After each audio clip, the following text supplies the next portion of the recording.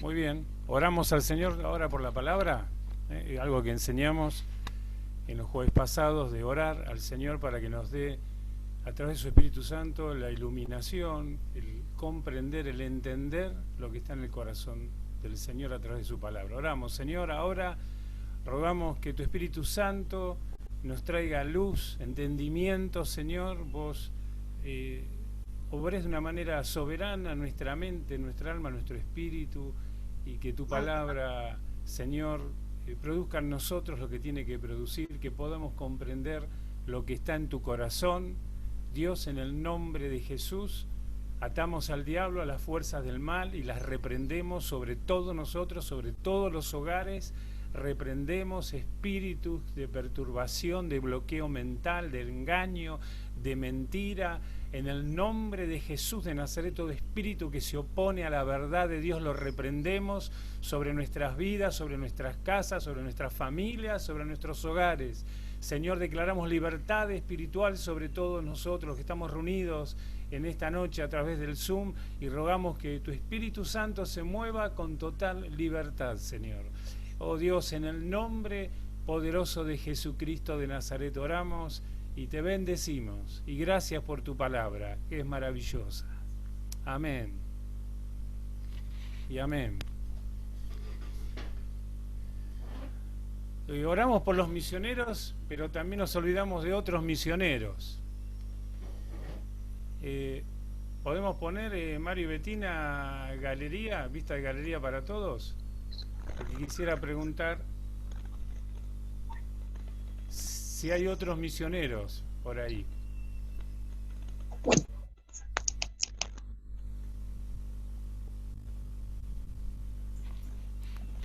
¿Hay misioneros?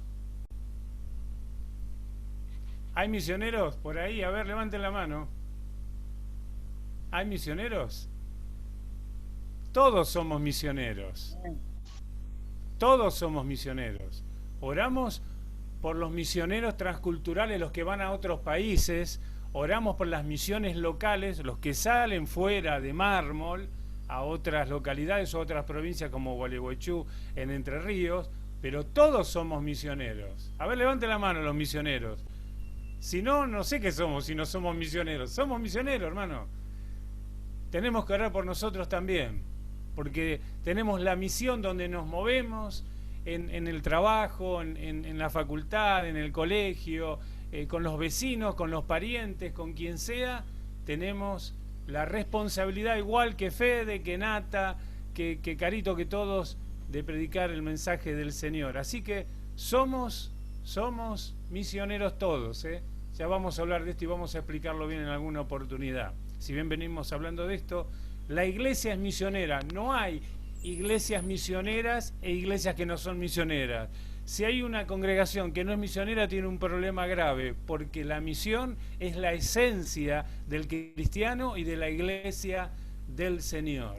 Una cosa es hablar de misiones translocales, transculturales, internacionales, y otra cosa es hablar de la misión que todos tenemos. Esa es una clase de misión, pero todos tenemos el compromiso. Muy bien, quería mencionar esto porque escuchaba las oraciones por todos los que están preparados para salir, los que salieron, los que van a salir, los que están trabajando en otros barrios, pero qué importante es entonces orar por nosotros mismos también. Muy bien, algunos han hecho algunas preguntas, vamos a contestar. Espero que las tengo aquí.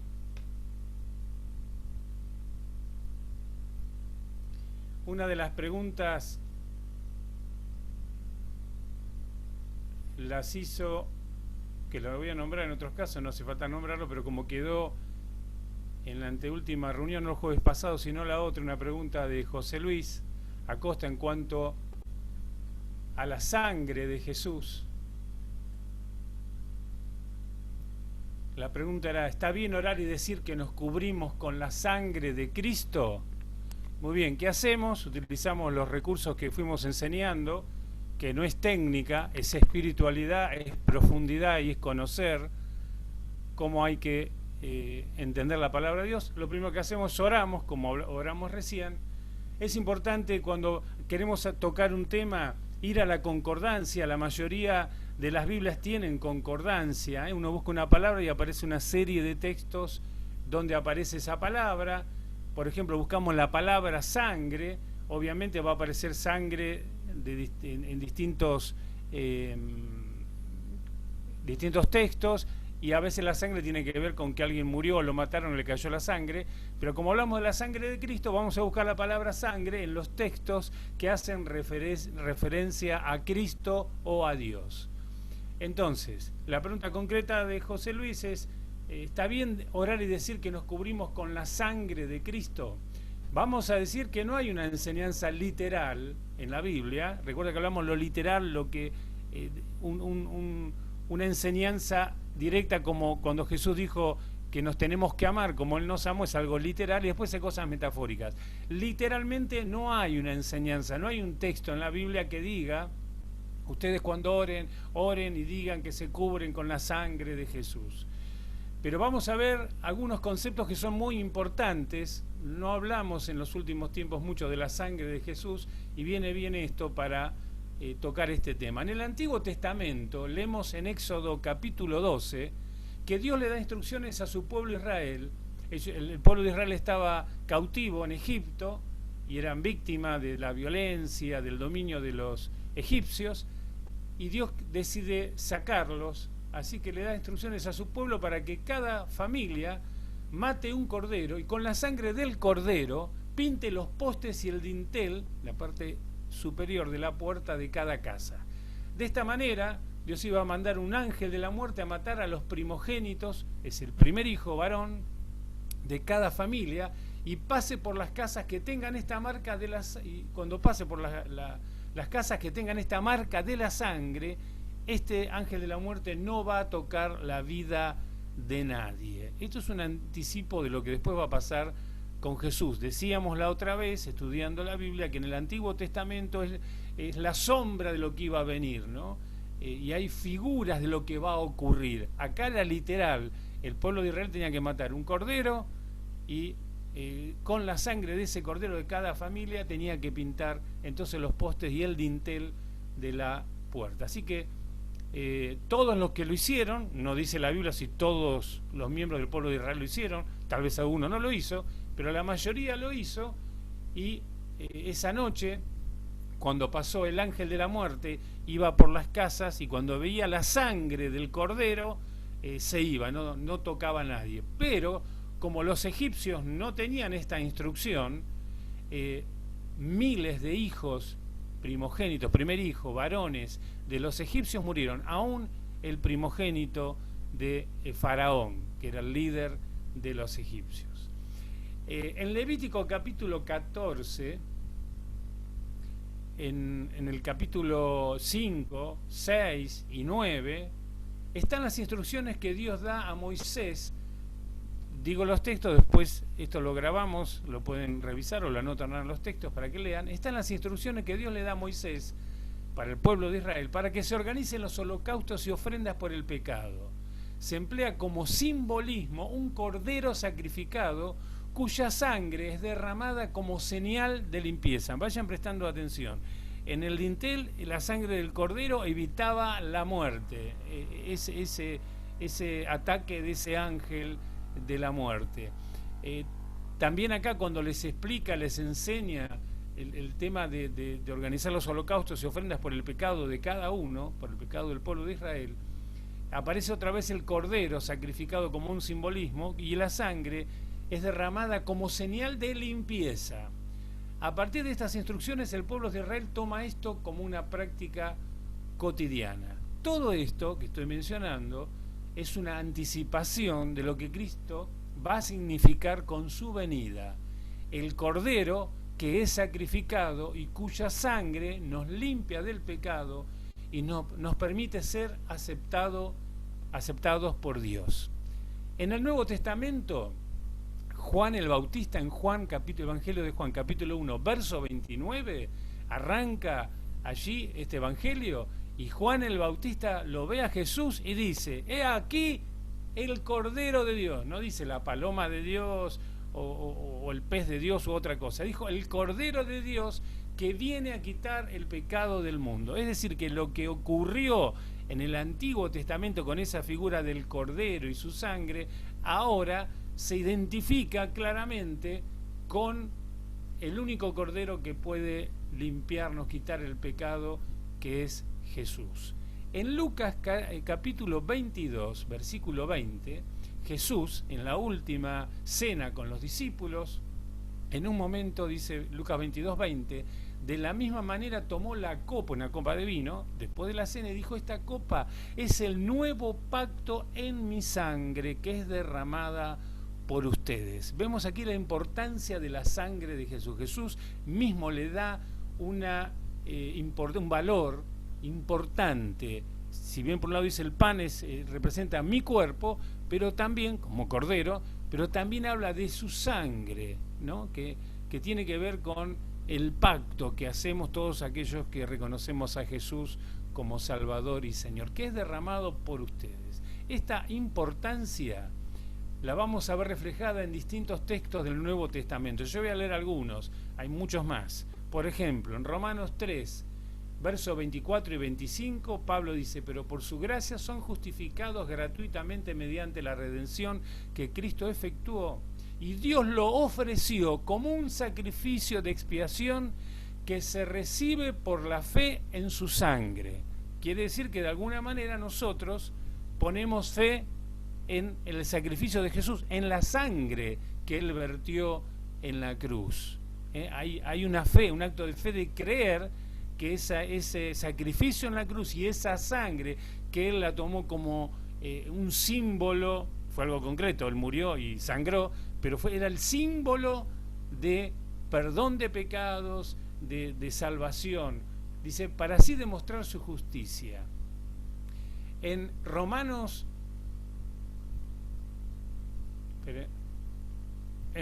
Juan, capítulo 6, versos 53 al 56, habla Jesús y dice: ciertamente les aseguro que si no comen la carne del Hijo del Hombre, ni beben su sangre, no tienen realmente vida. No estaba hablando que sean caníbales y lo coman a Él. Se está refiriendo en un sentido espiritual. Él dice: el que come mi carne, le dice a los judíos, y bebe mi sangre, otra vez, tiene vida eterna, y yo lo resucitaré en el día final. La sangre de Jesús tiene que ver con la vida eterna. Dice: porque mi carne es verdadera comida y mi sangre es verdadera bebida. El que come mi carne y bebe mi sangre permanece en mí y yo en él. Esto tiene que ver, no que lo vamos a comer a Jesús, sino es en creer lo que Él hizo por nosotros. Ese sacrificio con su cuerpo, la carne, y con esa sangre que Él vertió. Es decir, que Jesús le da a la sangre particularmente un lugar y una representación muy importante. Tal vez a veces cantamos canciones de la sangre de Jesús y no tenemos muy en claro de qué estamos hablando, o tal vez no hablamos mucho de la sangre de Jesús, pero Jesús habló de la sangre y Pablo habló muchas veces de la sangre, así que vamos a ir mirando. En Romanos 5, 8 y 9 dice: pero Dios demuestra su amor por nosotros en esto, en que cuando todavía éramos pecadores, Cristo murió por nosotros, y ahora que hemos sido justificados por su sangre, otra vez, con cuánta más razón por medio de Él seremos salvados del castigo de Dios. La sangre trae justificación, es decir, que trae redención para aquellos que creen. O sea, tenemos que creer que Jesús derramó su sangre para salvarnos a nosotros y tenemos el perdón de pecado. Así que lo que estoy mostrando es el valor de la sangre de Jesús. Dice en otro texto: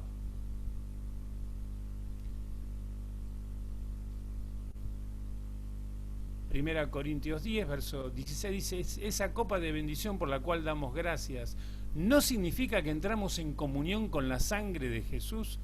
Estos términos o esta frase no los usamos en las últimas décadas los cristianos, pero Pablo hablaba de esto. No significa que entramos en comunión, está hablando de la copa de la cena del Señor, ¿no? Dice, no significa que entramos en comunión con la sangre de Cristo. Ese pan que partimos no significa que entramos en comunión con el cuerpo de Cristo. Y sigue diciendo, hay un solo pan del cual todos participamos, verso 17. Por eso, aunque somos muchos, formamos un solo cuerpo. Consideren al pueblo de Israel, dice Pablo, como tal. ¿No entran en comunión con el altar los que comen de lo sacrificado?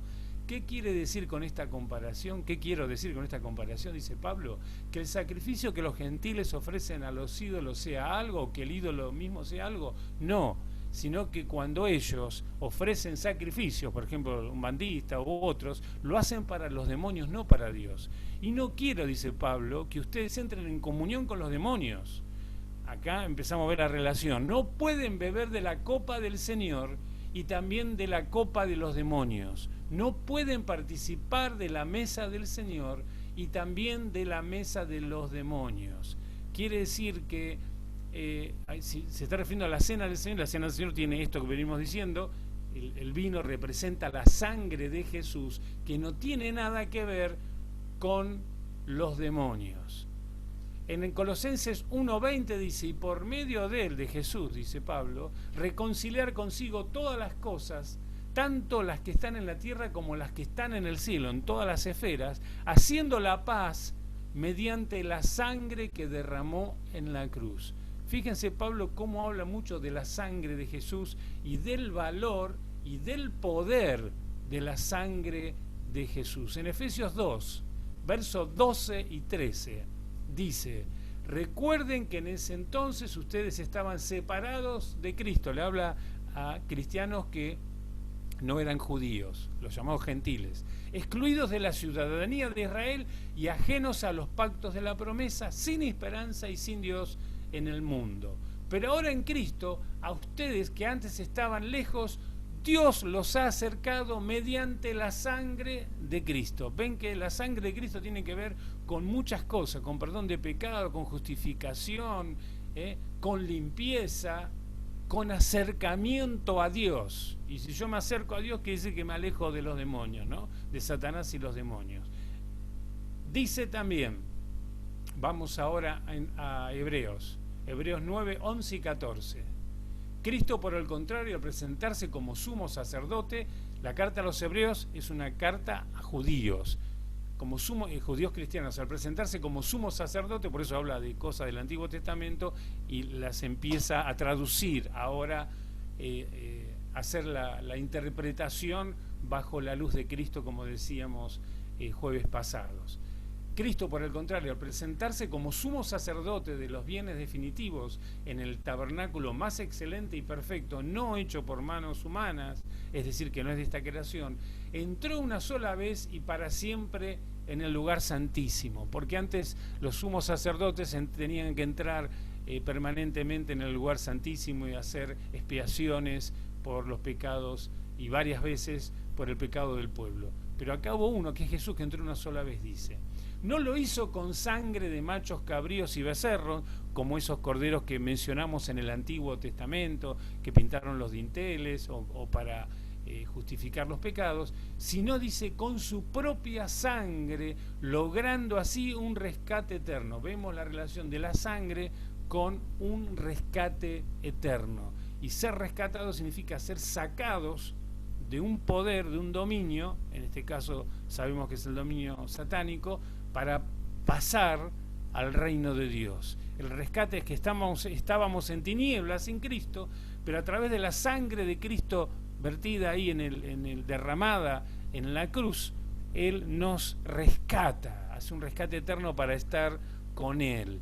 Dice, la sangre de machos cabríos y de toros y las cenizas de una novilla rociada sobre personas impuras las santifican de modo que queden limpias por fuera. Si esto es así, como era una práctica de los judíos, cuánto más, dice el autor de Hebreos, cuánto más la sangre de Cristo, quien por medio del Espíritu eterno se ofreció sin mancha a Dios, purificará nuestra conciencia. La sangre de Jesús nos purifica, nos limpia de las obras que conducen a la muerte, a fin de que sirvamos al Dios viviente. En Hebreos 10, verso 19 al 22, el mismo autor dice, así que hermanos, mediante la sangre de Jesús, tenemos plena libertad para entrar en el lugar santísimo. El lugar santísimo era un lugar físico que tenían los judíos, pero ahora se está refiriendo el autor de Hebreos que el lugar santísimo es la presencia de Dios. Entonces está diciendo, ahora, mediante la sangre de Jesús, tenemos, todos los que ponemos fe en Jesús y le creemos que la sangre de Jesús fue derramada por nosotros y hacemos un pacto con Jesús, tenemos plena, por esa sangre, plena libertad. Libertad tiene que ver con opresión, en contra de la opresión, es versus opresión, versus cautiverio, versus posesión demoníaca, plena libertad para entrar en el lugar santísimo, para entrar a la presencia de Dios, por el camino nuevo y vivo que Él nos ha abierto a través de la cortina, es decir, a través de su cuerpo. Pedro escribe en su primer carta, capítulo 1, versículo 1 y 2, dice: Pedro, apóstol de Jesucristo a los elegidos, extranjeros dispersos, misioneros por el Ponto, Galacia, Capadocia, Asia y Bitinia, según la previsión de Dios el Padre, mediante la obra santificadora del Espíritu Santo, para obedecer a Jesucristo y ser redimidos por su sangre, que abunden en ustedes la gracia y la paz. Somos redimidos por la sangre de Jesús, que a su vez nos trae abundancia de gracia de Dios, de favor de Dios y de paz. Esto es lo que logra la sangre de Jesús. En primera de Juan, la primera epístola, carta de Juan, capítulo 1, verso 7, hace una declaración muy importante. Dice: pero si vivimos en la luz, así como Él está en la luz, tenemos comunión unos con otros, y la sangre de su Hijo Jesucristo nos limpia de todo pecado. El valor de la sangre como el que limpia todos nuestros pecados. En Apocalipsis capítulo 7, versículo 13 y 14, dice Juan, el mismo apóstol, ya anciano, en una visión que tiene en Patmos, en la isla de Patmos, verso 13, dice: entonces uno de los ancianos me preguntó: esos que están vestidos de blanco, ¿quiénes son y de dónde vienen? Y le respondí, dice Juan: eso usted lo sabe, mi señor. Él me dijo: aquellos son los que están saliendo de la gran tribulación, han lavado y blanqueado sus túnicas, que no es una cuestión de ropa, si no se refiere a su vida, han blanqueado sus vidas en la sangre del Cordero. Por eso, porque pusieron fe en la sangre del Cordero, reconocen el derramamiento de la sangre de Jesús por ellos, por eso están delante del trono de Dios y día y noche le sirven en su templo, y el que está sentado en el trono les dará refugio en su santuario. Y Apocalipsis 12, 9 al 11, miren lo que dice: así fue expulsado el gran dragón, aquella serpiente antigua que se llama Diablo y Satanás, y que engaña al mundo entero. Junto con sus ángeles fue arrojado a la tierra. Luego, dice Juan, oí en el cielo un gran clamor: han llegado ya la salvación y el poder y el reino de nuestro Dios. Ha llegado ya la autoridad de su Cristo, porque ha sido expulsado el acusador de nuestros hermanos. Satanás significa acusador, el que los acusaba día y noche delante de nuestro Dios. Y miren lo que dice: ellos, nosotros, lo han vencido por medio de la sangre del Cordero y por el mensaje del cual dieron testimonio. Tremenda declaración. ¿Lo han vencido a través de qué? De una oración fuerte, un grito, una experiencia, un ministerio. No, lo vencieron por medio de la sangre del Cordero. Es decir, que utilizan la fe, el aceptar, el reconocer que la sangre del Cordero tiene poder. Esto quiere decir que la sangre de Cristo está implicando la aceptación por parte nuestra del sacrificio de Jesús en la cruz y el derramamiento de su sangre como señal.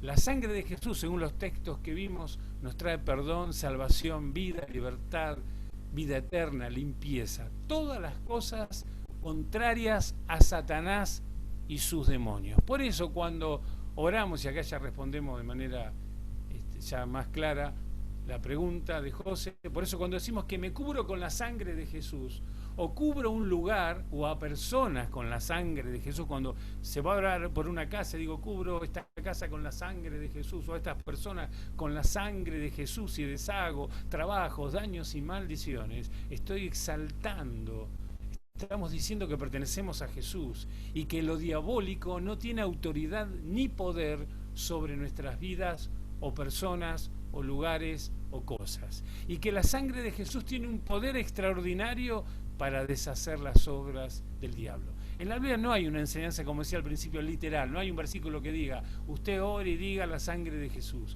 pero usamos el concepto de lo que, según dicen todos estos textos, hay más textos todavía que hablan de la sangre de Jesús, escogí algunos más claros, pero usamos el concepto de que esta frase de la sangre de Jesús nos liga al Señor. Cuando yo utilizo la frase en una oración, la sangre de Jesús me cubre, o cubro con la sangre de Jesús a alguien, estoy diciendo, yo estoy del lado de Jesús, yo tengo fe en el derramamiento de sangre de Jesús, del sacrificio de Jesús, y esto repela las fuerzas demoníacas, porque Jesús con su derramamiento, con el sacrificio en la cruz, lo que hizo fue vencer a Satanás y los demonios. Entonces, cada vez que invocamos, decimos la sangre de Jesús, le estamos recordando a Satanás y a los demonios que Jesús lo venció en la cruz y los desarmó, les quitó todo el poder y autoridad, y es la gran señal. Por eso decimos, no hay un versículo literal, pero sí el concepto está de que la pregunta quizás concreta, ¿puedo decir en una oración que la sangre de Jesús me cubre, o cubro un lugar o una persona con la sangre de Jesús? Sí, lo podemos decir. No está mal. No es una enseñanza literal, pero es una enseñanza que se infiere de este concepto de la sangre de Jesús, lo que significa la sangre de Jesús.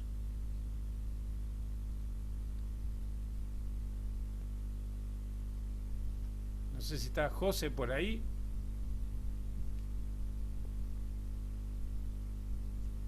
Si bien esto nos sirve para todos. José, ¿quedó claro? Bueno, sí. Gracias, Oscar. Me sacaste Pero es muy las importante lo que dudas. hiciste, José, porque todos tenemos costumbre de repetir, nos enseñan cosas a todos y vamos repitiendo, ¿no? Por eso la iglesia y la iglesia cristiana evangélica peca, como a veces ha pecado también muchas veces la católica, es de repetir cosas sin entender qué es lo que estamos diciendo, ¿no? Entonces, esta pregunta nunca me la hicieron, la primera vez que me hicieron muchas preguntas, esta es la primera vez que me la hacen, y está muy bueno porque esto es repensar sanamente en Dios, es decir, ahora creo que todos los que escuchamos, y si vamos a orar por alguien, por la casa, por uno mismo, podemos utilizar el concepto de la sangre de Jesús, pero con este sentido, entendiendo. No, yo cuando nombro la sangre de Jesús, estoy declarando lo que Jesús hizo por mí, por toda la humanidad, y es lo que Satanás y los demonios no soportan, recordarles la gran derrota. Esto es el significado básicamente, ¿sí? ¿Preguntas al respecto de otros? Muchas gracias. Tema, ¿Alguno tiene una pregunta, duda en cuanto a esto? Si no, paso a la segunda pregunta. Y si no, después de manera personal, por WhatsApp, me hacen la pregunta. Así vamos avanzando, ¿sí? ¿Sigo entonces? Muy bien. Vamos a otra pregunta ahora. Pregunta muy actual. ¿Qué piensa Dios de los tatuajes? ¿Qué piensa? Están de moda los tatuajes hace años, ¿no? ¿Qué piensa Dios? Bueno, acá tenemos que utilizar lo que hacemos siempre, lo que enseñamos. Esto no es lo que a mí me parece. No puede.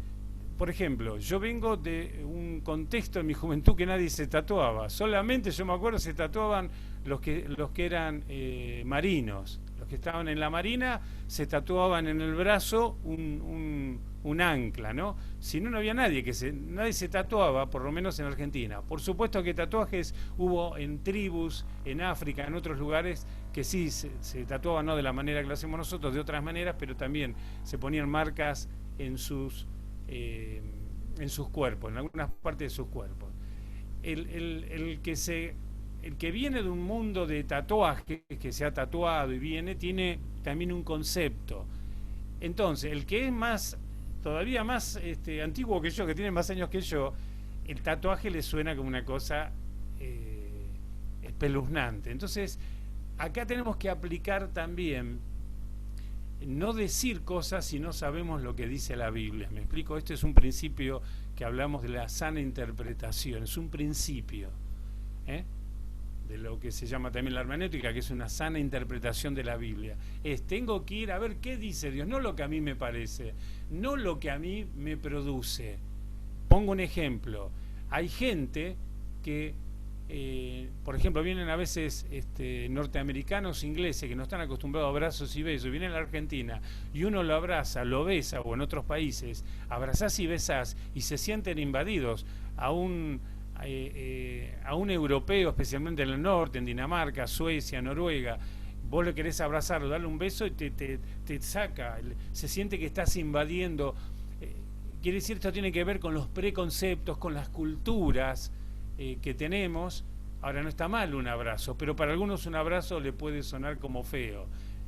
Con esto quiero decir que hay cosas que tienen que ver con nuestra cultura y nuestros prejuicios. Entonces, tenemos que tratar de dejar de lado nuestros prejuicios y ver qué es lo que Dios dice.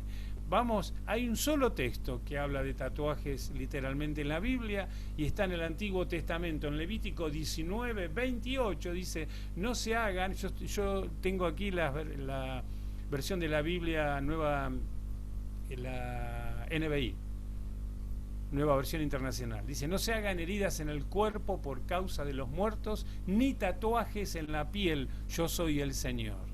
En otros dice, no hacer marcas, no dice la palabra literal tatuajes, en esta versión dice tatuajes porque en realidad se está refiriendo a eso. Ahora, muy bien, según este texto, no tendríamos que hacernos tatuajes. Ahora, este texto, Levítico 19, entendiendo lo que venimos explicando, forma parte de una serie de leyes que Dios le dio al pueblo de Israel en el Antiguo Testamento. No hay enseñanza literal en el Nuevo Testamento acerca de los tatuajes. Tampoco hay, no dice no se tatúen, no dice Pedro, Pablo o Juan o Jesús, no, miren, no tienen que tatuarse. Tampoco dice no hay que drogarse, no hay que fumar cigarrillo, hay un montón de cosas que no se dicen literalmente, pero sí se infieren por los textos siguientes, que vamos a ver ahora, que promueven ciertos principios espirituales que nos advierten sobre las cosas que hacemos con nuestros cuerpos.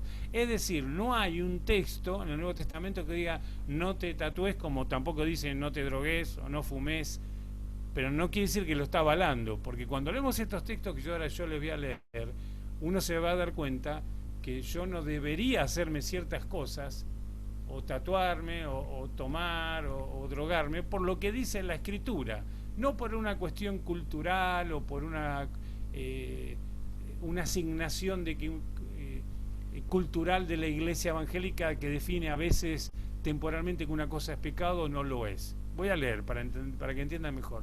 1 Corintios 6, verso 11 al 20, Pablo, inspirado por Dios, dice, y eso eran algunos de ustedes, se refiere a algunos pecados, pero ya han sido lavados, ya han sido santificados, ya han sido justificados en el nombre del Señor Jesucristo y por el Espíritu de nuestro Dios. Él venía hablando de prácticas que tenían los cristianos en Corinto, prácticas que tenían antes de venir a Jesús. Entonces le dice, ustedes formaban parte de eso, de fornicarios, de adúlteros, de idólatras, pero ahora ya han sido lavados. Quiere decir que uno viene a Jesús, tiene que estar dispuesto a ser cambiado. Aún los que nacen, que es incorrecto decir, soy cristiano de cuna, nací en una familia cristiana, son términos que tratamos de decir que es alguien que sus padres son cristianos y de chico lo llevó a la iglesia. También tienen que cambiar cosas, no están lavados desde el vientre de la madre.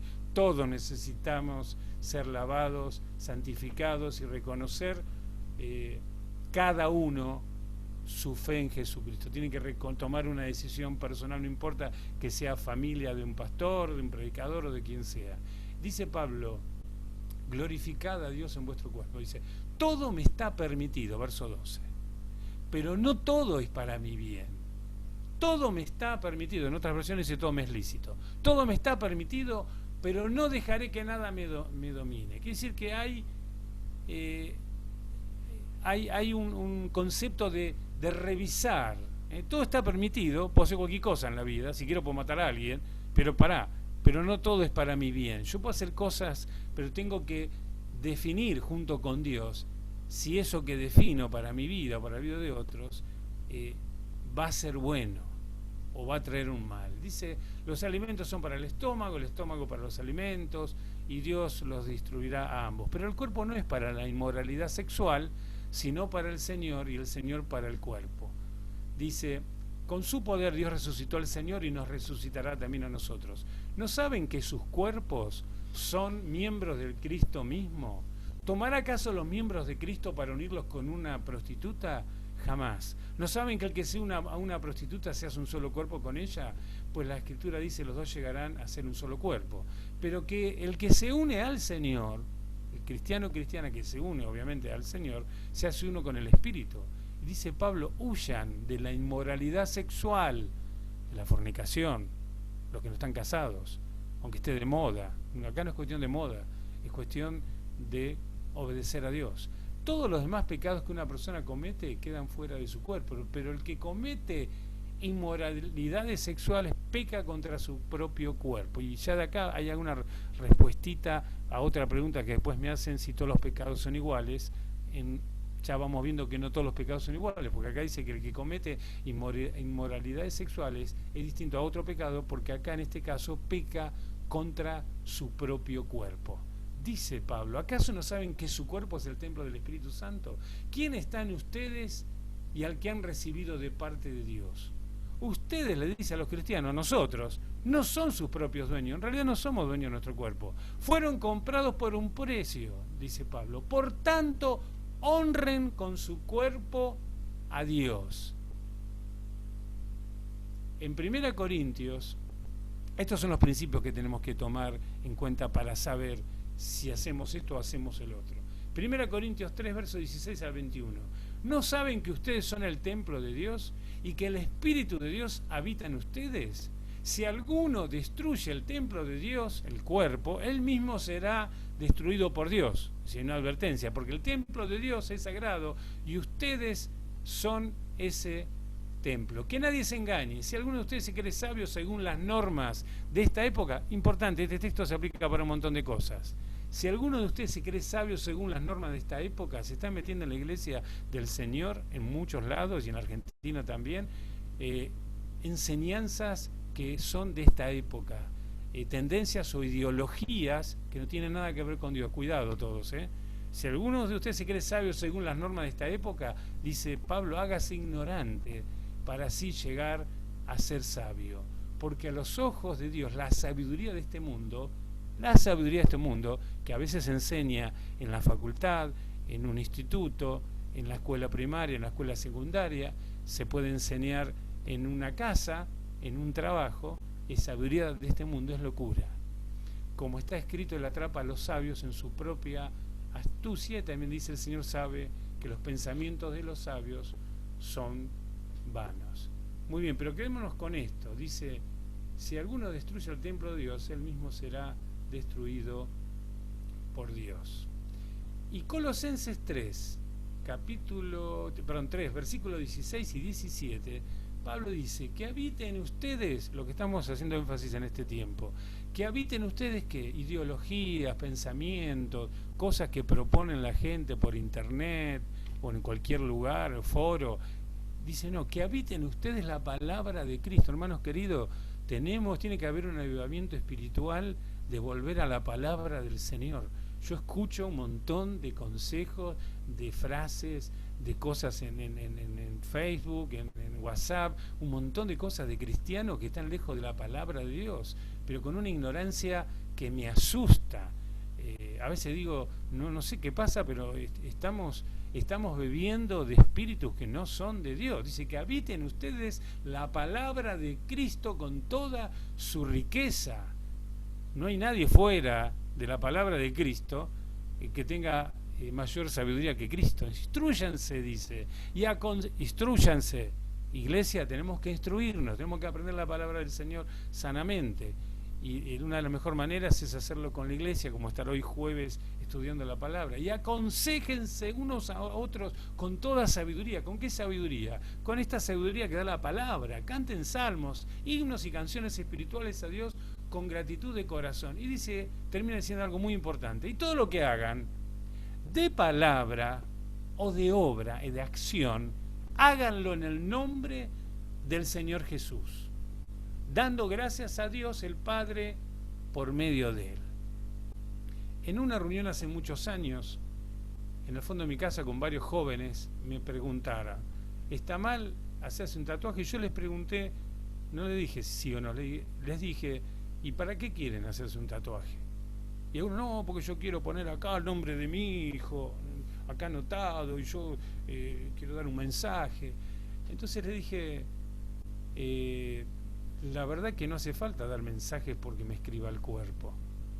Yo conozco un montón de gente que no tuvo un solo tatuaje, pero su vida fueron carteles diciendo un montón de cosas positivas y acercando a Dios. Y me acuerdo que les mencioné la Madre de Teresa de Calcuta, esta monja chiquitita, bajita, casi parecía sin fuerza, pequeñita, pero una leona que dio su vida para predicar a Jesús y para atender a los más pobres entre los pobres. No necesitó un cartel, no necesitó nada ni en la frente, ni en el costado, en ningún lado. Su vida dejaba marcas. Y yo creo que en cuanto a esto del tatuaje, no sé si es pecado literalmente hacerte un tatuaje, marcarte algo. La pregunta es, ¿para qué lo hago? Y si quiero dar mensajes, hoy que todos los mensajes son todos virtuales y tan pobres son, me da pena, a veces me da pena cuando son cristianos. Todos mensajes, decimos declaraciones, no entendemos nada. ¿Por qué no hacemos tatuajes de otro tipo? ¿Saben cómo? Con la vida. ¿Por qué no atendemos a los que no tienen al Señor? A los poderosos que no tienen al Señor. ¿Por qué no les predicamos? A los que son políticos, ¿por qué no le predicamos? Tenemos que trabajar con ellos para predicarle de Cristo, no para hacer otra cosa.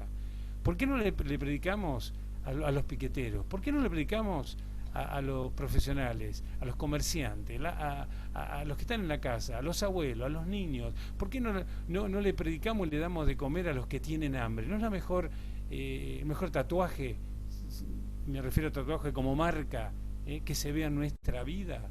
Si ustedes me preguntan, yo voy a aconsejar, no te hagas un tatuaje, me parece que no me gusta, te mancha la piel, yo no me lo haría nunca. Pero más importante, lo hago o no lo hago, es si lo haces por algo lo querés hacer. Y generalmente uno lo hace, los que lo hacen es porque quieren dar un mensaje. ¿No sería mejor hacerle caso a Dios y lo que hagamos de palabra o de obra, hagámoslo en el nombre del Señor Jesús? ¿Y no sería bueno que todo lo que hagamos no dañe nuestro cuerpo?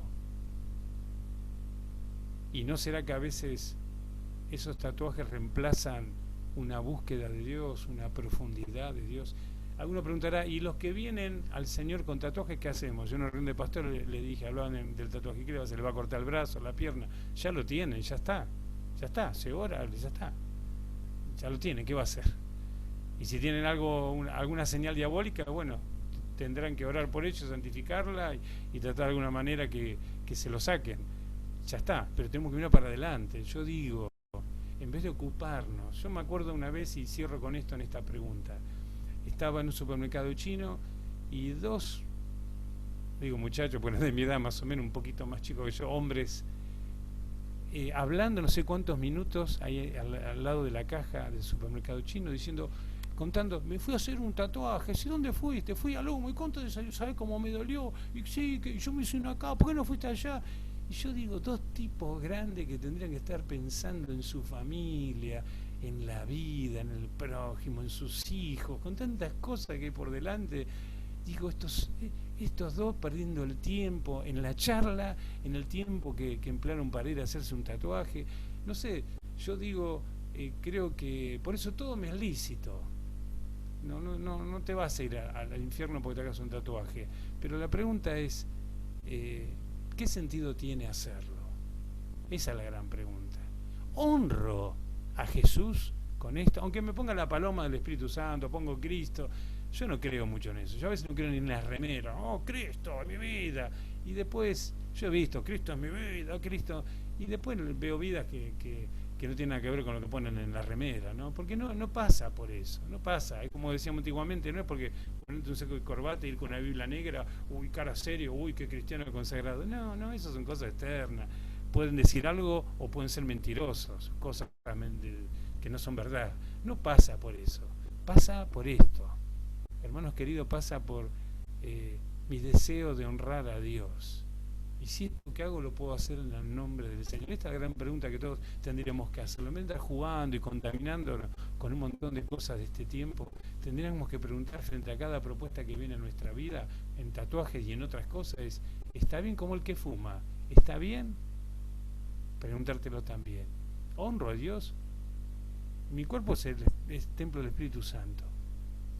Y lo estoy dañando. Entonces tengo un problema y tengo que tratar de salir de eso, pedirle a Dios ayuda, renunciar a eso y empezar a vivir otras cosas. Tiene que haber cambios en nuestra vida.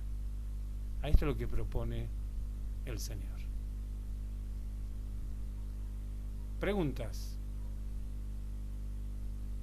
Hola Oscar, ¿cómo estás? Soy Nadia. No estamos con video por los nenes. No sé si me escuchan. Sí, te escucho. Con respecto a esto de dañar el cuerpo, nada, a mí me pasaba que yo me comía las uñas durante muchos años y también me parece que es una manera de dañar el cuerpo.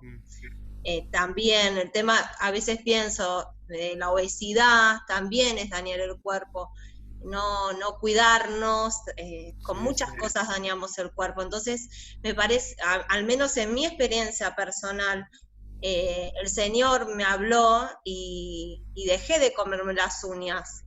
Y en oración y pidiendo hasta hermanos oración y ayuda también, porque cuesta, no sé si alguien se come las uñas, a mí muchos años y es algo que cuesta. Pero también sentí paz de parte del Señor en dejarme de comer las uñas. Capaz que es un ejemplo, no sé, a algunos capaz que les parece tonto, insignificante, pero para mí fue todo un tema.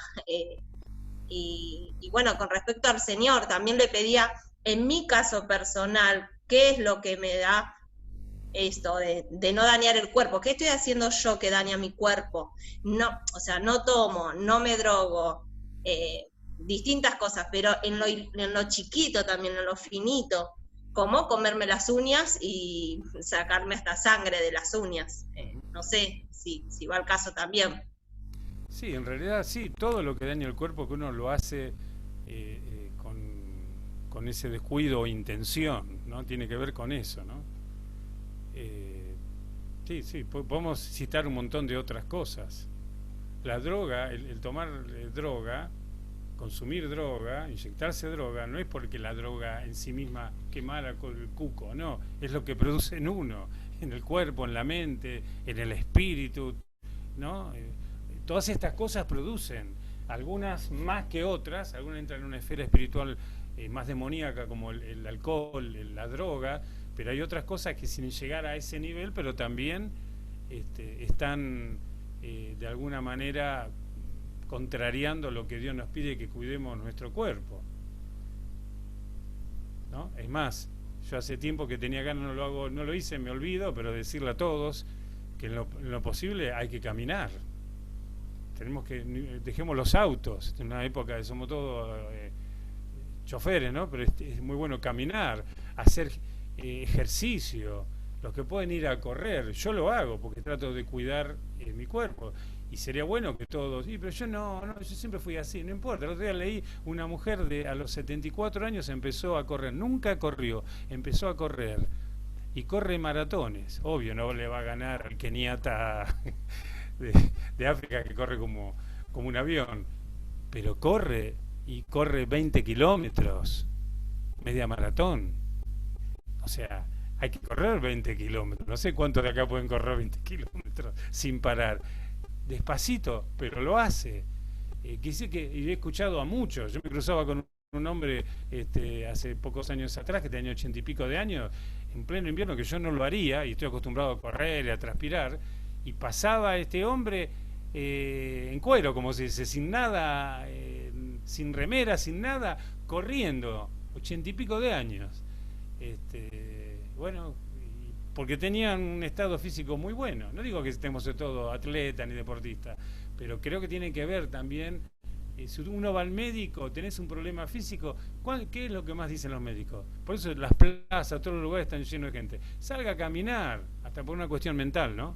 Emocional, salga a caminar, haga algunos ejercicios, estoy con contractura, estoy con dolor acá, hago acá, y bueno, muévase, ande en bicicleta, que puedo andar en bicicleta, bueno, no quiero entrar en detalle, pero paso el aviso que sería bueno, y hay que cambiar, acá está la cosa, ¿no? En la cabeza, pero yo nunca hice nada. Bueno, es tiempo, si hay gente de 74, 80 y pico años que empezó a hacerlo y lo hace y le hace bien, ¿por qué no empezar nosotros a hacerlo también, ¿no?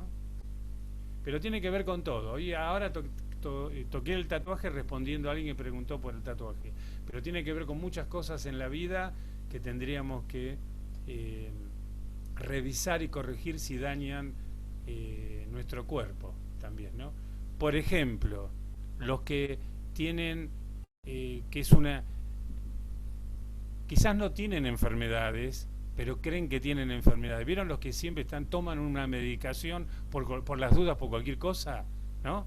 Hay una enfermedad que es psicológica, que toman, siempre tienen miedo de morirse y se asustan y toman remedio por cualquier cosa permanentemente. Eso también está mal. Y toman remedio sin que el médico se lo recete. Eso está mal también, porque me estoy intoxicando, estoy haciendo daño a mi cuerpo. ¿Me explico? Estoy diciendo en este caso, si el médico te manda a tomar remedio, hay que hacerle caso. Me refiero a eso, que se automedican y que siempre están asustados y pasa cualquier cosa y bueno, eso también es un mal que se hace al cuerpo de uno. La medicación hay que hacerlo bajo la guía de un profesional. Muy bien, tengo otro tema. ¿Paso o tienen alguna pregunta? ¿Puedo preguntar algo? Sí. ¿Quién es? ¿Qué está? Marcelo. A ver, Marcelo, no te reconocí. No, yo pensaba con este tema de los tatuajes. ¿Se escucha? Perdón. Sí, se escucha bien, Marcelo. Bárbaro. ¿Se puede decir entonces, concretamente no se puede decir que es un pecado, ¿no? Concretamente. No sé si entendí bien. Pero que es como una cuestión de conciencia delante de Dios. Porque yo escuché de casos, supongamos, que se hicieron tatuajes para tapar alguna cicatriz, o también tatuajes, por ejemplo, vos en un momento decías, capaz que viene alguien con un tatuaje diabólico y es muy difícil borrar un tatuaje, casi imposible, y si es posible es muy caro, ¿no? Tal vez entonces se tatúa algo como para tapar el tatuaje anterior, ¿no? Como hay distintas posibilidades también, ¿no? ¿Se puede decir entonces que es una cuestión de conciencia delante de Dios, por lo que yo entendí, o es un pecado concretamente? Yo creo personalmente que es una cuestión de conciencia delante de Dios. Porque también hay muchos que se han tatuado por un entorno cultural, donde el tatuaje formó parte de ese entorno. Siempre recuerdo, una vez fui con Osvaldo Cepeda, fuimos uno de los viajes a Mendoza, y fuimos, la hija del pastor estaba de novio con un chico, y cuando lo veo a este chico, tenía tatuaje, creo que no sé hasta dónde, no había una sola parte del cuerpo, no tenía tatuaje, tenía un pelo con una cola, una cosa extraña, tenía cadena, una cosa que, digamos, vamos a decir, con mi gusto personal no coincide, yo no me vestiría así, ¿no? Y a muchos le diría, uy, mirá, qué personaje extraño. Ahora este chico estaba haciendo un trabajo fabuloso con horitas felices, con barrios, llevando chicos, estaba haciendo un trabajo espectacular. Entonces yo le decía a Osvaldo, qué fácil que es a veces para algunos cristianos el juzgar la apariencia, porque quizás hay otro que está entre nosotros y no tiene tatuajes, ¿no? De estas manchas, esto que se pinta, pero tiene otros tatuajes más catastróficos o más nocivos, que son un corazón está ennegrecido, intenciones feas, ¿no? Entonces a veces no es, el hábito no hace al monje, dice un dicho, ¿no? Entonces es muy relativo. Si a mí me preguntan, yo diría, fíjate, yo lo llevaría a este plano, como lo dice con esos jóvenes, ¿no? Que me preguntaban, ¿y está mal tatuarse? Y yo le devolví la pregunta con otra pregunta, ¿no? Al estilo Jesús. ¿Y para qué te querés tatuar? Y para dar un mensaje. ¿Por qué no das un mensaje de otra manera? Ahora, no hay un versículo bíblico que diga, el que se hace un tatuaje se va al infierno. No hay algo de eso. Lo que pasa que sí, puede ser que en la cultura de algunos formados en otras épocas, el tatuaje choca, ¿no? Y se lo ve como algo tremendamente pecaminoso. Yo creo que hay muchísimas cosas más pecaminosas que un tatuaje. No lo estoy avalando. Si a mí me dicen, yo te diría, ¿para qué lo vas a hacer?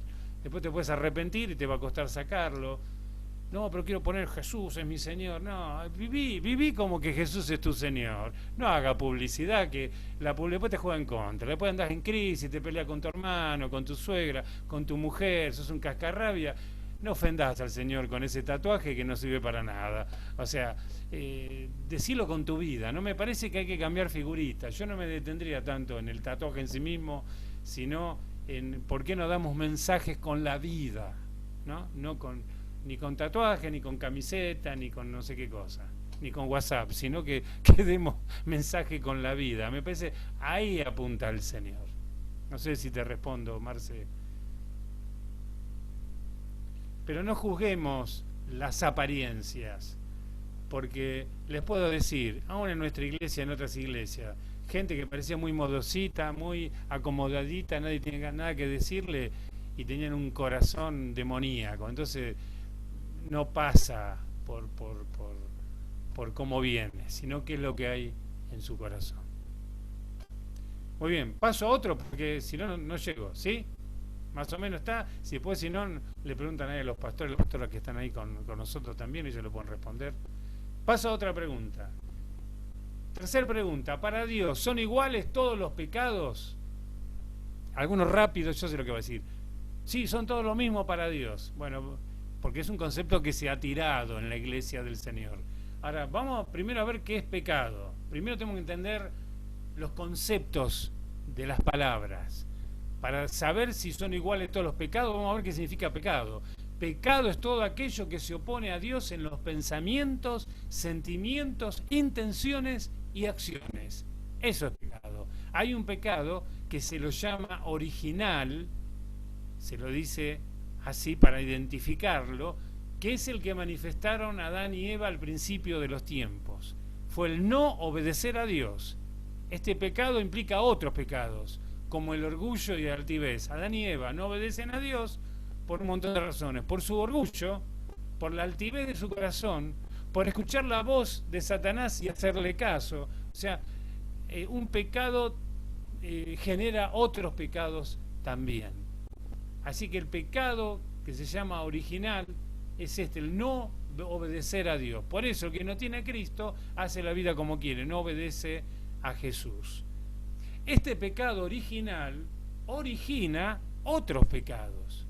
Cuando una persona se arrepiente por primera vez, pide perdón y reconoce a Jesús, su pecado original, que está lejos de Dios, que no obedece a Dios, y también reconoce todos sus pecados, los otros, el que era mentiroso, el que se drogaba, el que mentía, bueno, que fueron consecuencia. Todo esto, cuando yo reconozco a Jesús y le pido perdón por mis pecados, le estoy pidiendo perdón por ese pecado original y por todos los pecados que vienen producto de ese pecado inicial. Y Jesús me perdona. Ahora bien, esto es cuando yo o vos llegamos a Cristo. Pero cuando uno es cristiano, ya fueron perdonados sus pecados anteriores y comete nuevos pecados, hay que prestar atención a lo que la Biblia advierte. Quiere decir que los cristianos seguimos pecando, ¿o no? ¿Hay alguien que no peca nunca? Levante la mano. Tire la primera piedra, diría el Señor. Todos seguimos haciendo alguna cosa que no está bien. O sea, o le pedimos perdón por un pecado y quedó ahí y capaz que surge una situación y ¿cómo estás con tu suegra? No, nos arreglamos, el Señor me mostró, arreglé todo. Pero pasan los años, tu suegra volvió a hacerte algo. ¿Y cómo estás con tu suegra? No, esta bruja, que yo empiezo ya a pelearme, ¿no? O a decirle términos feos a mi suegra, por así decir, un ejemplo. Bueno, ahí es el caso de, tus pecados fueron perdonados hasta el día que te entregaste a Jesús. Pero después tiene que ser, diariamente tenemos que pedirle perdón a Dios, porque sigue habiendo pecados. Cosas que se oponen a Dios, eso es pecado. Las cosas que Dios no aprueba. Por eso digo, cuando el cristiano cometemos pecados, tenemos que prestar atención a lo que la Biblia advierte.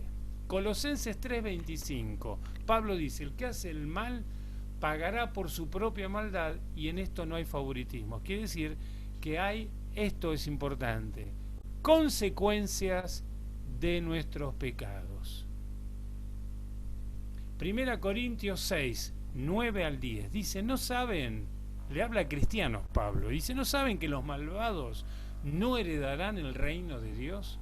No se dejen engañar, y hace una lista de pecados, de pecadores y de pecados.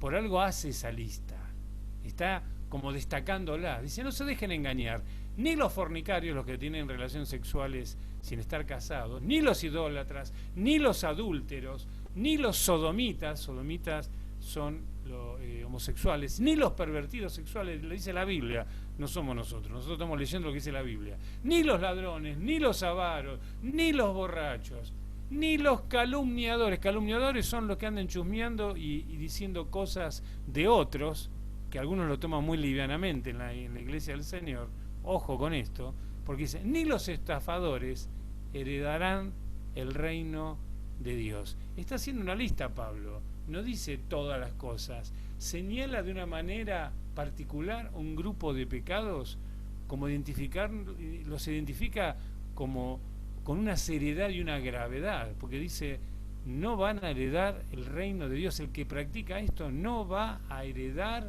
el reino de Dios. En 1 de Juan, capítulo 5, versos 16 y 17, dice, un texto bastante fuerte, si alguno ve a su hermano cometer un pecado que nos lleva a la muerte, ore por él y Dios le dará vida. Me refiero a quien comete un pecado que nos lleva a la muerte. Pero Juan aclara, hay un pecado que sí lleva a la muerte, y en ese caso no digo que se ore por él. Está hablando de que hay un tipo de pecado y que hay un pecado que es de muerte, que no es de muerte, pero que hay pecado de muerte. Y hasta dice, yo en el caso que está alguien, y está hablando de cristianos, si ve a su hermano cometer un pecado, si hay un pecado de muerte, dice, ni siquiera oren por él. Esto es muy delicado, ¿no? Quiere decir que hay. Hebreos 10, 26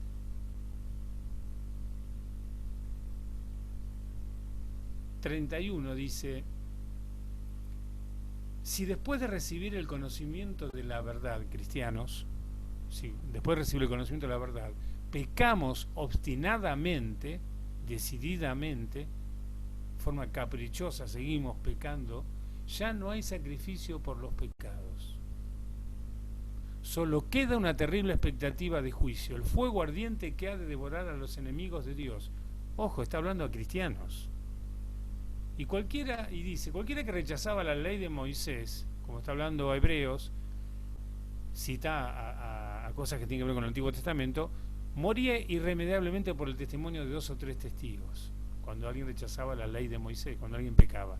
Dice, ¿cuánto mayor castigo piensan ustedes que merece el que ha pisoteado al Hijo de Dios, que ha profanado la sangre del pacto por la cual había sido santificado, y que ha insultado al Espíritu de la gracia. Se refiere a cristianos o cristianas que han pisoteado al Hijo de Dios y que han insultado al Espíritu de la gracia.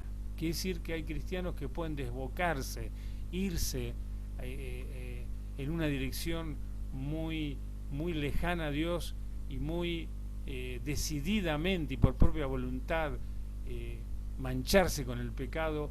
Y bueno, acá está hablando de una dureza en cuanto a esto. Y dice, pues conocemos al que dijo, mía la venganza, yo pagaré, y también el Señor juzgará a su pueblo. Y dice, a los cristianos, a nosotros nos dice, terrible cosa es caer en las manos del Dios vivo. A veces se juega mucho con la gracia de Dios. Dios nos perdona todo.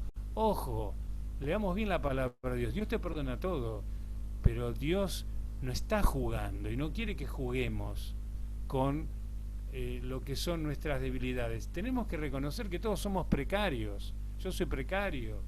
Somos sensibles. Por eso Pablo dice, el tesoro, Dios, en vasos de barro que somos nosotros. El barro que se convierte en agua y se diluye, se deshace, pierde la forma, ¿no? Es decir, como la precariedad que tenemos nosotros. Podemos decir como afirmaciones que todo pecado es contra Dios, cualquier pecado, el que parece más chico o el que parece más importante, pero hay pecados que tienen una consecuencia más liviana y hay pecados que nos traen graves consecuencias. Por ejemplo, te levantaste mal hoy y contestaste mal a tus padres o a tu esposo, le contestaste mal, está mal, es un pecado. Dios no quiere que contestes mal, que trates mal a otra persona y menos a tu familia. Ahora, es un pecado que tiene una consecuencia. Bueno, fue un momento, pedís perdón y se terminó ahí, y Dios te perdona y la otra persona te perdona y termina ahí. Las consecuencias son leves, es un malestar momentáneo. Pero hay otros pecados que no. Una fornicación que deja embarazada a una chica, una fornicación es un acto sexual de los que no están casados y queda embarazada, las consecuencias no es lo mismo que aquel que contestó mal a su esposa o sus hijos. Acá ya hay otras consecuencias. Pablo dice que atentó contra su cuerpo y encima tiene un bebé y lo típico de hoy, el chico la abandona y queda sola con el bebé y empieza, no sabe dónde vivir y cómo mantener al bebé y problemas con la familia y papá. Hay graves consecuencias y según la palabra hay pecados, hasta pecados que no ni se puede orar, ¿no? Por eso en 1 Corintios capítulo 15 habla de un cristiano que tenía relaciones con la madrastra, con relaciones sexuales, y lo expulsan de la iglesia. Nosotros hemos expulsado a alguien de la iglesia hace un par de años atrás, y en distintas iglesias se ha expulsado gente, porque son pecados distintos. No son todos los pecados iguales. Son iguales en el sentido, en el concepto de pecado. El pecado, todo pecado, chiquito o grande, como lo queramos llamar, se opone a Dios. Dios no lo aprueba. Pero no son iguales. Hay pecados que se subsanan inmediatamente y hay pecados que tienen graves consecuencias acá en la tierra con el contexto social que nos toca vivir, pero también nos ponen en situación muy complicada con Dios, hasta el punto que hay algún tipo de pecado como este que dice Juan, que ni siquiera hay que orar por él. Así que esta es la respuesta en cuanto a las diferencias de pecados. Pregunta y vamos terminando. Me van a quedar algunas preguntas más, pero no quiero abusar del tiempo. ¿Preguntas?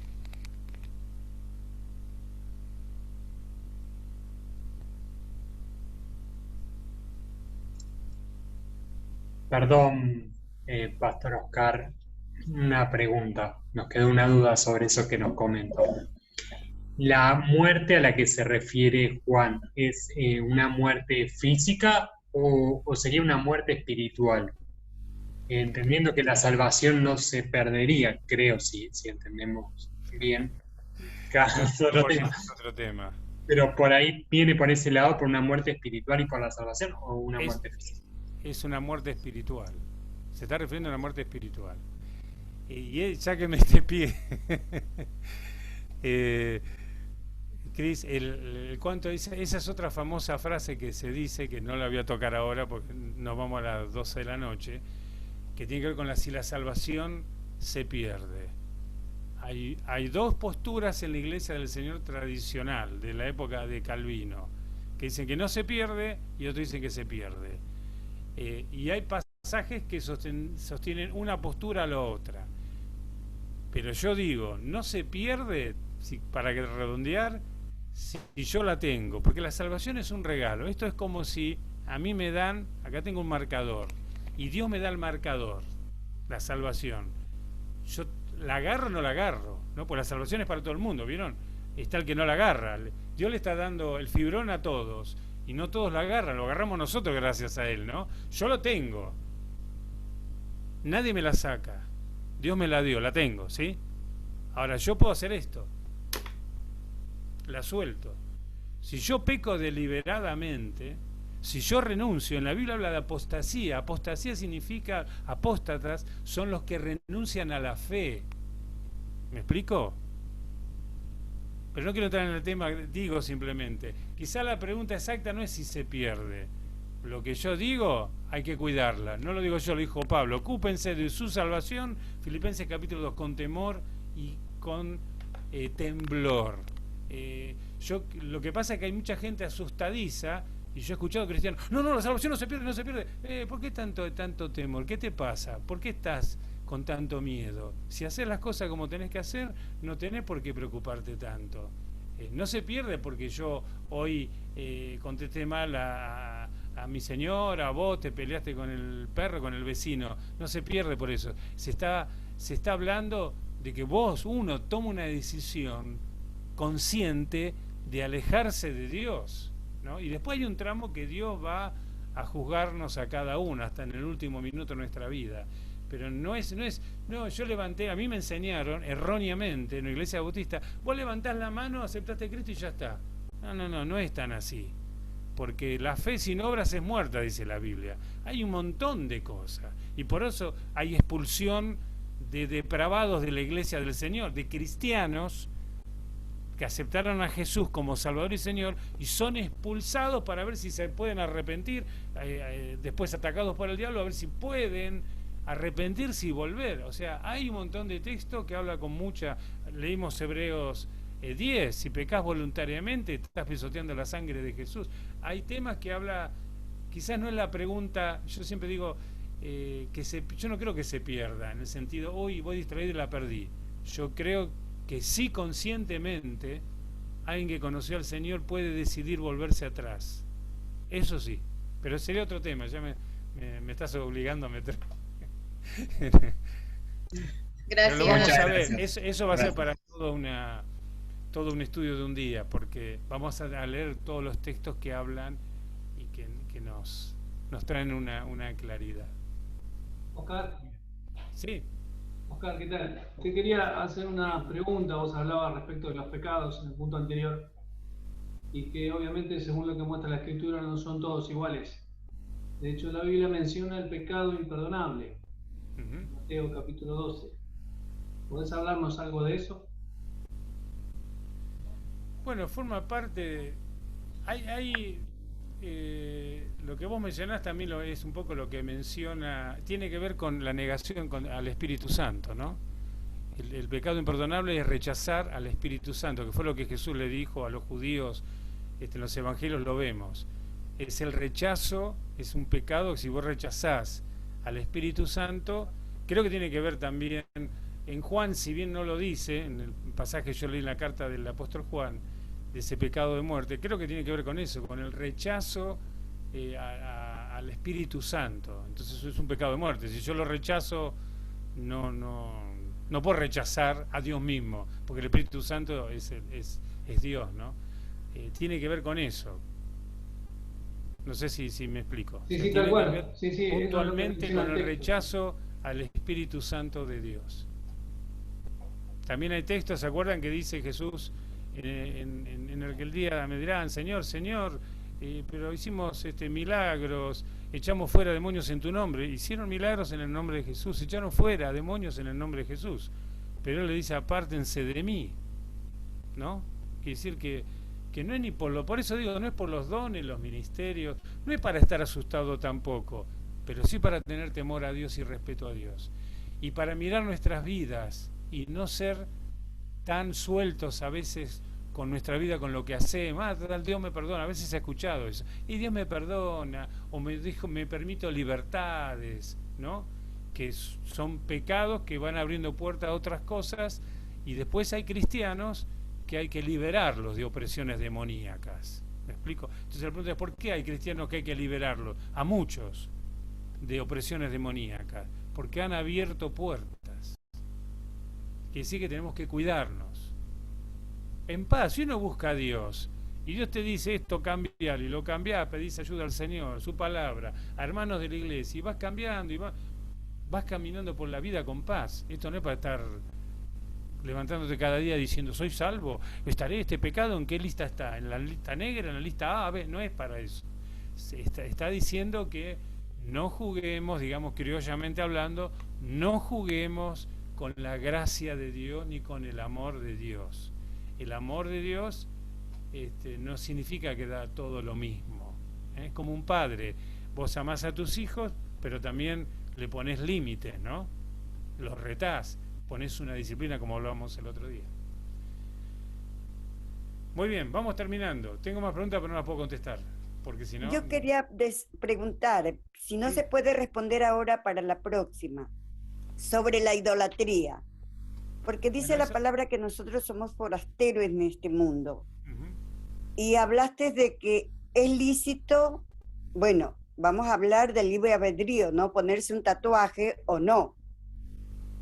Pero si somos el cuerpo de Cristo, de hecho ya conscientemente tenemos que pensar que no es lícito. Pero bueno, ahí dejamos al libre albedrío. Ahora, claro, hermana, es tu pensamiento, ese es el tema, ¿entendés? Eso es lo que yo quiero decir, que hay pensamiento de cada uno. El libre albedrío es la libertad para elegir. Por eso digo, más que decir que está mal y que es pecado, creo que la pregunta, y los que se tatúan, bueno, hoy hasta los más adultos se tatúan, pero a los jóvenes habría que... Nosotros somos forasteros, los hijos de Dios, los que hemos aceptado y somos limpios por la sangre de Cristo, somos forasteros en este mundo. Y lo que hace el mundo no nos tiene que importar a nosotros. Lo que nosotros tenemos que mirar es adelante, la cruz. Bueno, no quiero sonar fanática, soy nueva en esto. Tampoco quiero ser fanática porque no creo que buscar a Dios es creer desde acá, no con la cabeza para juzgar. El único que juzga es Dios. Lo que yo quería decir, por ejemplo, aparte, hablamos de la idolatría también. Y habemos, bueno, digo habemos porque estamos todo incluido, ¿no? Que a veces sin darnos cuenta entramos en las modas, en un montón de situaciones que es del mundo, que las personas que no conocen al mundo, que las transmiten a través de la televisión para que nosotros las hagamos. Ahora, si nosotros aceptamos, ¿a quién estamos sirviendo? No sé si soy clara con la pregunta. Sí, lo que pasa es que ya salimos del tema. Esa la dejamos para otro momento. Sí, bien, porque para mí todo lo que dijo, en un lado está bien, pero en otro lado es como que me quedan huecos, como que no terminaron de cerrar. Entonces por eso pregunto sobre... Sí, lo que pasa es que hay que definir. Primero yo digo a todos, tenemos que estar abiertos a aprender, primero. Si yo no estoy abierto a aprender, no aprendo. Esto lo digo a todos los hermanos. Tenemos que tener una actitud de humildad y de querer aprender. Y para eso digo, están los ministerios. Acá hay pastores, pastoras, obreros, hombres y mujeres preparados, que nos preparamos, no salimos a jugar, no sacamos conclusiones. Venimos pensando, hemos sido enseñados por otros, venimos meditando, compartiendo, hasta hacemos charlas en los distintos grupos pastorales, pastores amigos, en el presbiterio mayor, en el presbiterio de Buenos Aires, replanteamos temas, revisamos las creencias, y hay que estar abierto a eso. Lo que uno tiene que hacer es tratar de tener cuidado con las creencias personales, y hay muchas cosas. Vos nombraste cosas que las tenemos que tocar. Por ejemplo, hablaste del mundo, y hay que saber qué significa el mundo, porque hay 3 conceptos en la Biblia acerca de la palabra mundo, y entonces a veces hay una religiosidad, que yo estoy en contra de eso, de lo que enseño siempre, y que lo enseño también los HLN, que es no es apariencia, sino es profundidad lo que necesitamos, ¿no? Y el mundo, bueno, tendríamos que definir, que lo vamos a hacer en otro momento. Yo una vez hace muchos años lo expliqué, pero vamos a volver a hacerlo. ¿Qué significa realmente el mundo? Aparte, a mí ni me gusta decir la gente del mundo, son del mundo, porque suena como despectivo. Porque yo vengo, y todos nosotros venimos de ese mundo sin Dios. Y fue la misericordia de Dios que nos alcanzó. Yo no soy mejor que el que está en el mundo. Si algo tengo un poquito mejor, lo único es que conocí a Jesús. Pero venimos todos de lo mismo, ¿no? Con pecados, con sombras, y venimos a Jesús así, Jesús nos recibe, nos perdona y nos transforma. Y nuestra misión es sacar a la gente de lo que estábamos nosotros, ¿no?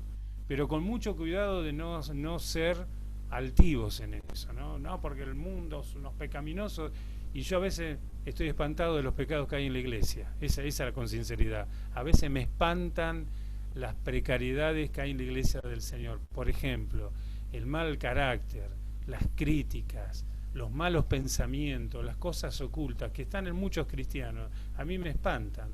Donde no hay, los que están contaminados por filosofía de este mundo, ahí estamos en eso, y espantan esas cosas. Y entonces digo, tenemos que, por eso digo, tenemos que estar abiertos a aprender. Yo digo, como alguien que tengo muchos años como pastor en la iglesia y con pastores y aprendo de otros, hago un análisis que lo compartimos con los pastores de nuestra congregación y con otros. La iglesia del Señor en general tiene una falta de capacitación y de conocimiento de la palabra de Dios, y hay mucho contenido religioso y evangélico. Por eso a veces no hay vida plena, no hay vida en abundancia, por eso no se resuelven cosas en la vida, por eso muchos están mirando su vida nada más y no salen de mirar lo que les falta, nunca cumplen con la misión, que es mirar al otro, porque yo puedo estar mal, no sé, tuerto, qué sé yo, muriéndome de hambre, pero me muero y me voy con el Señor.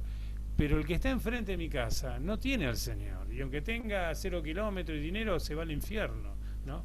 Entonces digo, el mirar estas cosas, ¿no? con profundidad, y tenemos que conocer la palabra del Señor, y estamos llenos de esto. Miren, nos pasa, están los chicos de HLN, los chicos de HLN son todos jovencitos, ¿no? Están mirando. Estuve luchando todo el año porque vienen todos enseñados, de todas las iglesias, de la nuestra también, con frases, ¿no?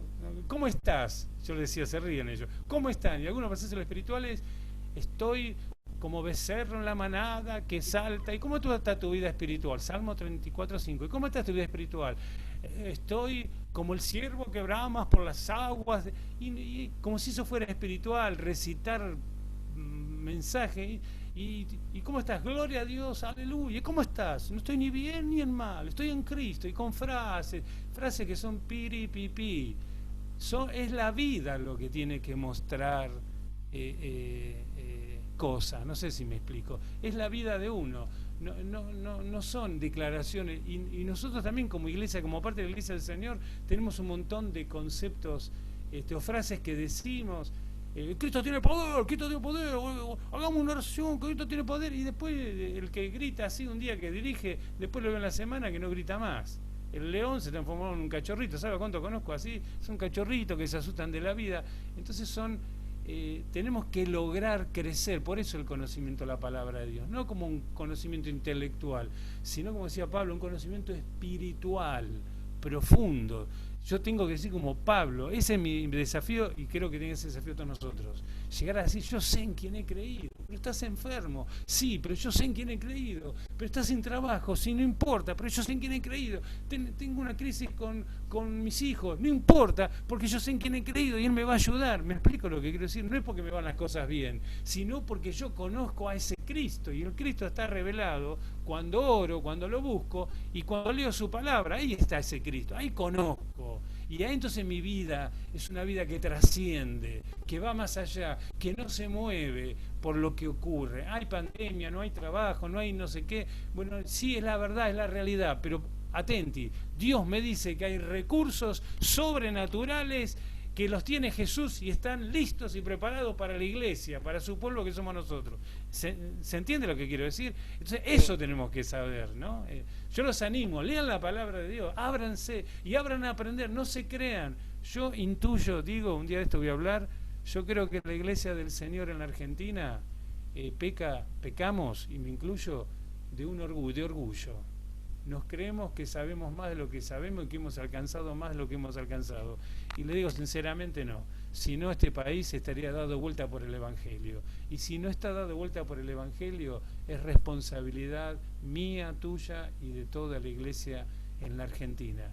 Tenemos que orar, que Dios derrame de su espíritu y nos llene, y el avivamiento trae conocimiento a la palabra. El avivamiento espiritual tiene que ver con la poderosa palabra de Dios, que hace cosas tremendas, ¿no? Así que bueno, los animo. Termino acá porque ya me pasé.